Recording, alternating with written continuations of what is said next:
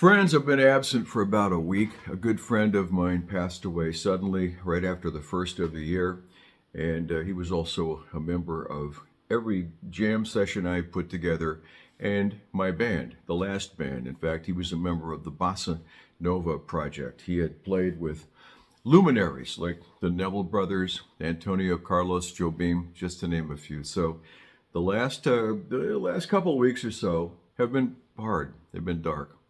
And those of you who have lost someone close to you know what I'm talking about. This guy, of course, being, somewhat of a celebrity. I had to give interviews because we were close friends and wrote a couple of obituaries, and there were a lot of sleepless nights in there. So I wasn't up for doing videos. Took a week off. I'm back. Today I want to talk about something that affects every one of my, especially adult, alto sax learners, and that's called tone with a capital T, tone. The sound of your alto sax, okay? It's not what you want it to be. I don't have any, in fact, alto sax students who are happy with their tone. I'm going to talk about some things that you can do that cost money and some things you can do that don't. But first, I want to talk to you about Zoom lessons. Man, they are really working out. Zoom lessons for all of my students, except those who are in deep snowed in trouble in parts of the country and their communications are not what they want. We've been having some just great Zoom sessions, and you can find out more. DaveGoodSax@gmail.com is where you want to go, and send me an inquiry and use your discount code for this month, which is DGM-1, the number one, DGM1. That'll get you a nice discount. And the way the Zoom lessons work are for intermediate and advanced students only. If you're a beginner, find somebody in your hometown that you can sit with that will watch you put the sax together and start out on the basic functions of making noise, which will turn to tone, okay? You get up on the saddle after, several months. Let's reach out and see if I can help you. We always start with a phone call. I always talk to prospective Zoom students to find out what you want, where you are, where you want to go, and if I can help you. If I can't, I politely decline. But so far, we've been doing some good work, and I've met some great people. So thanks again for those of you who have signed up for those Zoom sessions, 1-hour sessions. DGM-1 is your discount for this month. Tone, alto saxophone tone, man. I'm playing a lot of alto saxophone these days. Just simply because of arthritis and a broken wrist that healed improperly, and it's been kind of hard to pick up the big boy, the tenor sax back there. But I did play tenor sax a couple weeks ago. First of the year I played tenor sax for Juliet Hawkins, a Nashville transplant who's a songwriter up in Long Beach. She came down.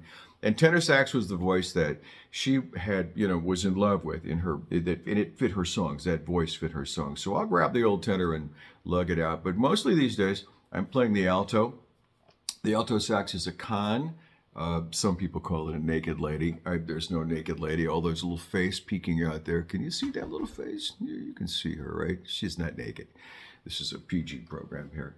Con 6M.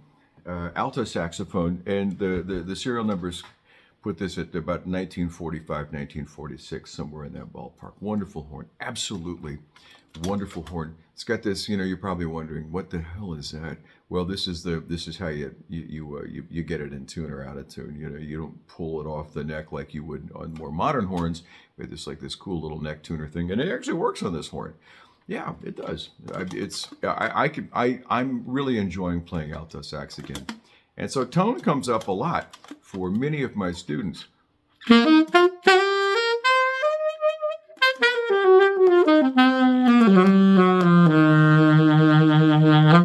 So the first place we start with tone is the fuel, right? The fuel in your gas tank. That's called air, right? And air is free. You have to. It costs you nothing.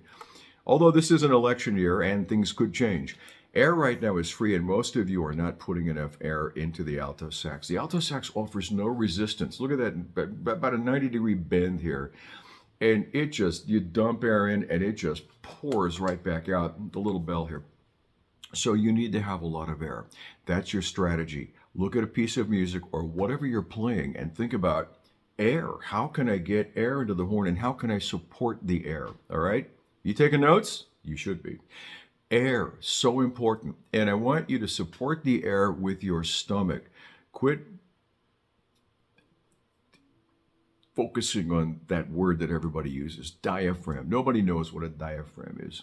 The one that's inside your body is an internal organ, and it does an entirely different purpose. Use your stomach muscles, the wall of stomach muscles here, and they want to sound like this if you're supporting, okay?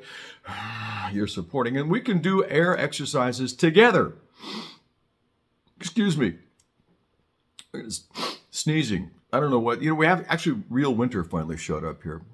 Rain, and we're not used to winter here in Southern California. So anyway, we can actually do a couple of exercises together. When you blow into your alto sax, pretend you're blowing out a candle. Imagine there's a birthday candle right here, and you're going to blow that out. So let's fill up and keep your stomach tight. Those same muscles that you use when you do your sit-ups every morning, right? Those are the ones.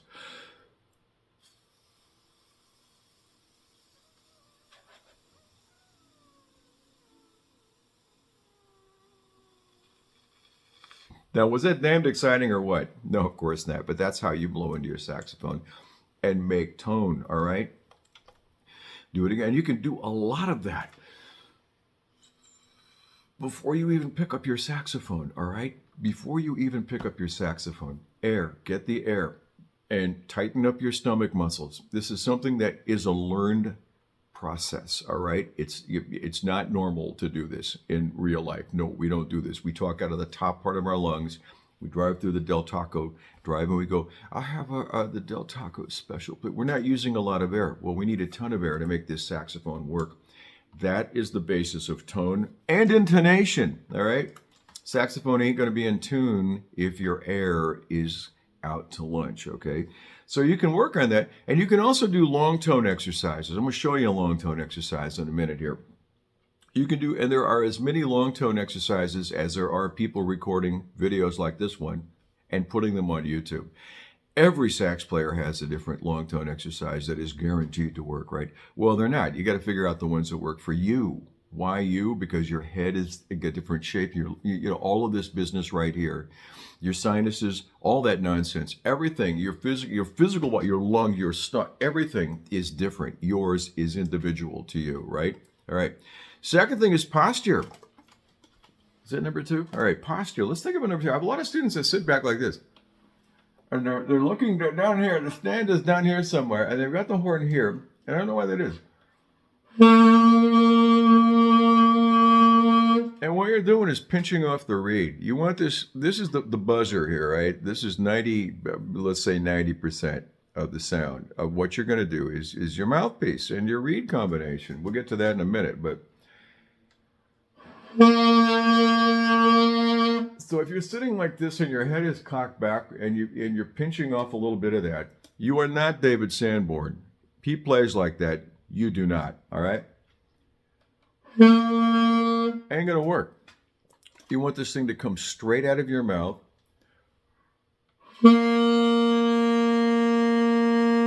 And perhaps you heard a little bit of a difference in tone. I don't know. I'm using the phone microphone, nothing fancy. You know me, nothing fancy.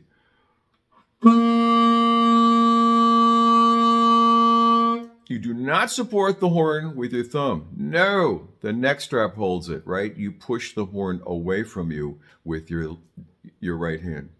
Not you don't pick it up. You don't support it with that weird little hook there. Okay?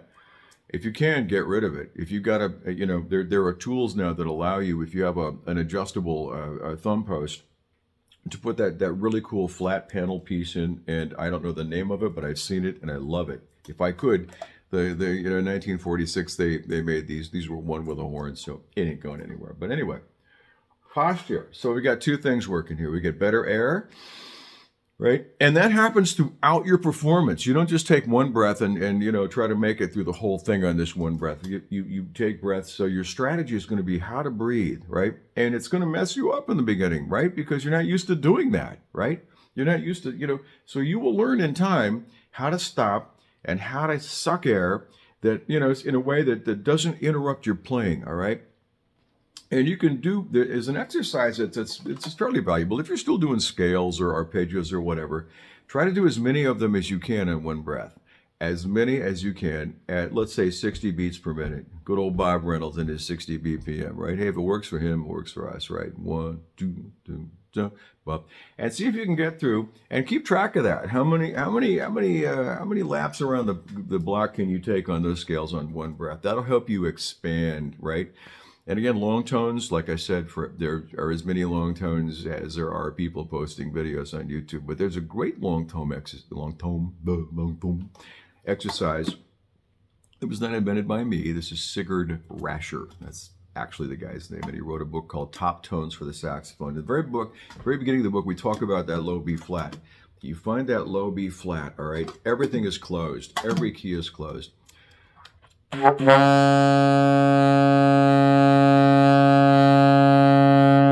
right out of the box, it's probably going to squeak like mine does.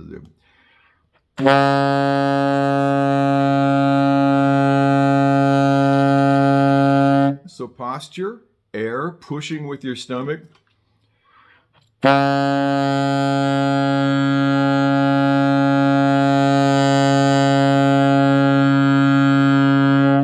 Super relaxed embouchure. We're not chewing on anything. If you're hungry, go get a banana. Come back. Relax the embouchure. Your fat lip down here is a meat cushion, a pillow for your, the mouthpiece. Your teeth just rest on top. There's no biting, all right? The only time that students bite or they start their flying through their nose is when they're low on air. And then they start to hear like this, and the sound is just awful, right? And then they get a tank full of air again, and the next note just blasts. So you got to keep that air going. That is tone. That is intonation. That is everything in a saxophone. And this works on all the horns: tenor, bari, well, even soprano. Yeah, let's include soprano. The poor soprano sax. Anyway. Did you hear that warble? Yours will do that too. Don't stress.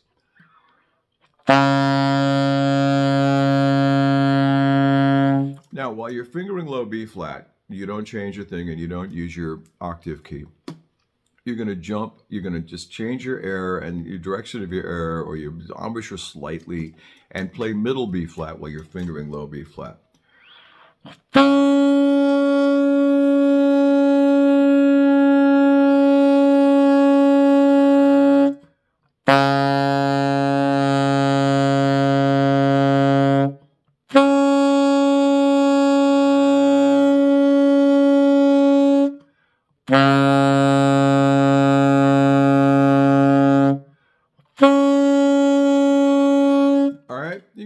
Two, you can add the third note. The third overtone, the partial, they're called partials. The fundamental is the low B flat. The first partial is the octave. The second is a fifth. It's the F. And you can make that. We're not changing any fingering, right? This is blowing your mind because you're going, what? You're not changing fingering and you're getting different notes? Yep.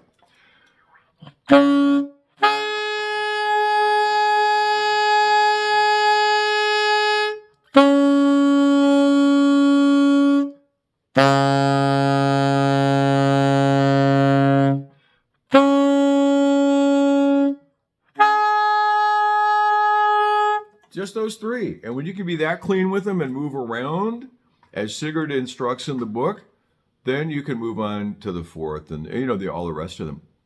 You can go all the way up so high on the alto saxophone that only dogs can hear. Maybe windows will rattle and children will flee.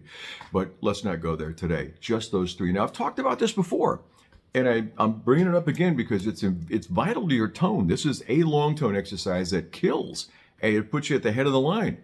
Why? Because no one else is doing it. And you didn't do it. The last time we talked about it, you didn't do it. So take it seriously. You don't have to buy the book. In fact, I think the book is free. I think it's so old it's public domain. But anyway, Sigurd Rascher, Top Tones for the Saxophone, works for all saxophones. Doesn't matter. Baritone, you name it.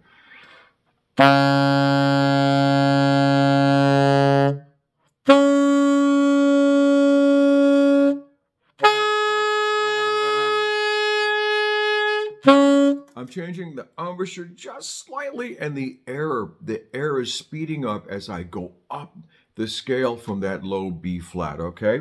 You got that? All right, do it. Do it for 6 days. You can't do it for half an hour a day, but do it about 5 minutes. Start out with a minute and increase it to 5 minutes. Just do it. Do it for 6 days, and your tone will be like, what happened here? By the end of the 6th day, on the 7th day, your tone will be wonderful, okay? That's rather biblical. On the 7th day, your tone will be wonderful. Anyway, I promise it'll be better. Maybe it won't be wonderful, but it'll be better, okay? So your posture, right? You're sitting up. You're blowing into the mouthpiece, straight into the mouthpiece, that nice column of air that's like blowing out a candle. You're pushing it out of your body with those sit-up muscles, the stomach muscles.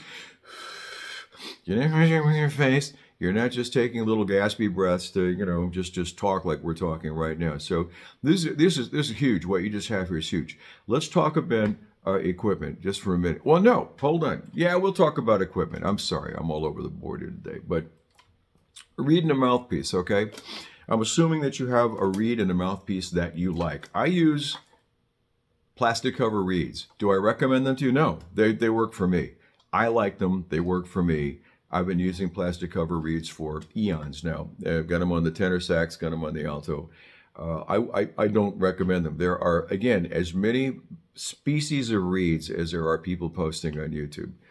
Find a good reed that works for you, that speaks quickly, that speaks softly, that speaks loudly, all through the dynamic range, and stick with that, okay? Stick with that one.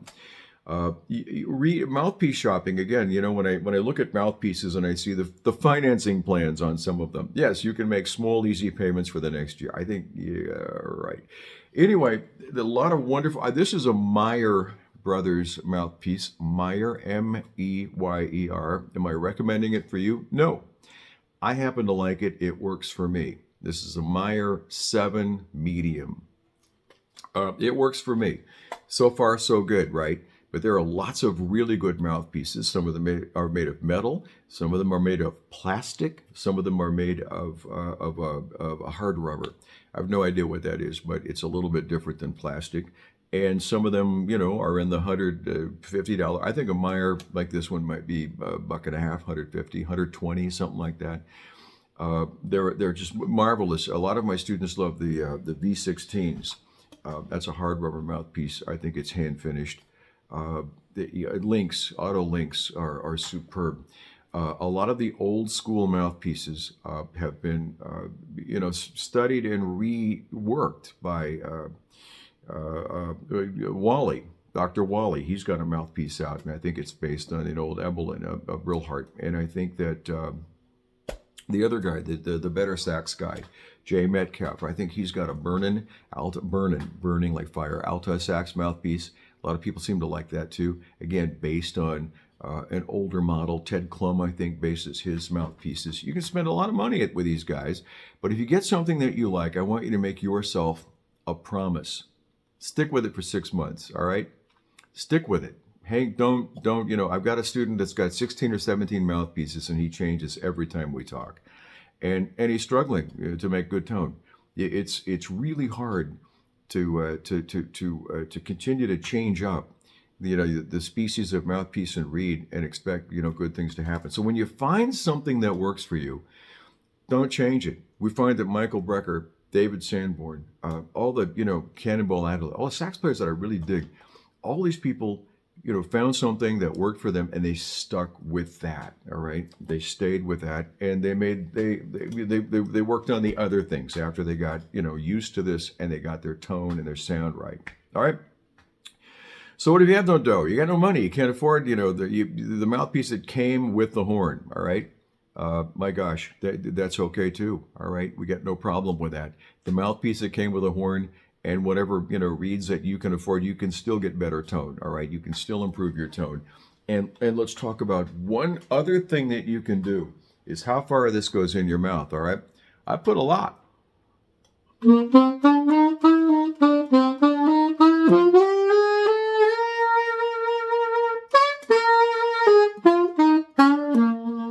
Can you hear? I'm almost eating the whole mouthpiece. All right. You shouldn't do that if you're new at this. Take less mouthpiece. Stay back closer to the tip, all right? There's a place where the with a reed. Can you see that? With a reed and the mouthpiece, the curve of the mouthpiece and the reed separate. That's the sweet spot. You want to keep your lower lip right about there, okay? Stay closer to the tip if you're new to the game, and that'll help you control what's going on here.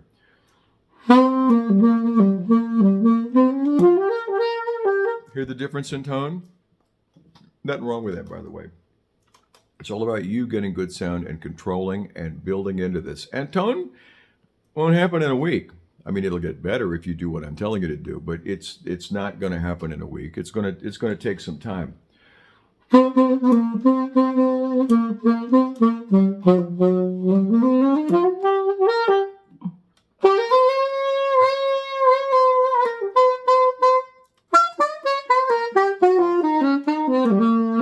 All right. The other thing that nobody does on the alto sax is play these palm keys. Oh, that's not very good. When you get better at making tone, you want to work up to the top part of your saxophone, and you want to spend time doing long tones on those pesky high notes, all right? And there are ways to modify them to bring them into sound, all right? If you're playing a D, palm key D, wow, that's a shouter, isn't it? Well, you can vent your low E flat, all right? And it changes nothing. It might in fact make your top D sound a little bit better. You can close these and send more of that sound through the brass. Open, close. All right? These are all legal. You can do all of this stuff. All right? So we'll talk a little bit more about that if you want to reach out for a session, a private session. I don't want to suck up. I'm at 22 minutes here now. I'm burning up daylight as we speak. But I want you to try these things out. Think about working with what you have, okay? Air is so vital. Pushing it out of your body is vital. Taking in more is vital. Your embouchure, your posture, all right? Sticking with your setup once you get a setup that speaks, so that you don't have to really think about it. Again, my setup is real good for the low end, and it's real good for the high. If I want to shout, I can shout. If I want to play really quietly, I can play really quietly. And I use this setup I'm changing. If I'm playing a blues gig or a rock gig or whatever, I don't change any. The same rig all the way through. Okay, all right. Once again, DGM-1 is your discount code for Zoom lessons for the rest of the month of January, which is blazing past us. Give me a shout, DaveGoodSax@gmail.com. Thanks for being there, DaveGoodSax@gmail.com. I so appreciate all of you, and I wish you the best. Do your best work, keep in touch, play that saxophone, and I'll see you again here next week.